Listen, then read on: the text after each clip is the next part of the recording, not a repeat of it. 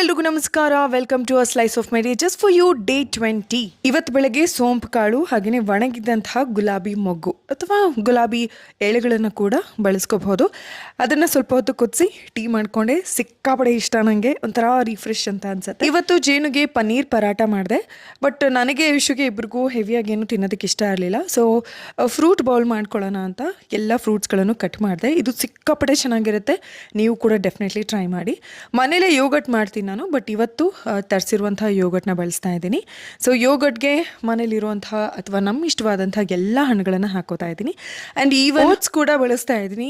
Also chocolate oats ಇತ್ತು, ಅದನ್ನು ಕೂಡ ಹಾಕ್ಕೊಂಡೆ. ಬಿಕಾಸ್ ಇದಕ್ಕೆ ಎಷ್ಟು ಬೇರೆ ಬೇರೆ ಐಟಮ್ಸ್ ಹಾಕ್ತೀವೋ ಅಷ್ಟು ರುಚಿ ಅಂತ ಅನ್ಸುತ್ತೆ. ಸೂರ್ಯಕಾಂತಿ ಬೀಜ, ಕುಂಬಳಕಾಯಿ ಬೀಜ, ಹಾಗೆಯೇ ನೋಡಿ ಈ ಥರ ನಾನು ಎಲ್ಲ ನಟ್ಸ್ನು ಸ್ವಲ್ಪ ಚಿಕ್ಕ ಚಿಕ್ಕದಾಗಿ ಕಟ್ ಮಾಡಿ ಇಟ್ಕೊಂಡಿರ್ತೀನಿ. ಅದನ್ನು ಕೂಡ ಹಾಕ್ಕೊಂಡೆ.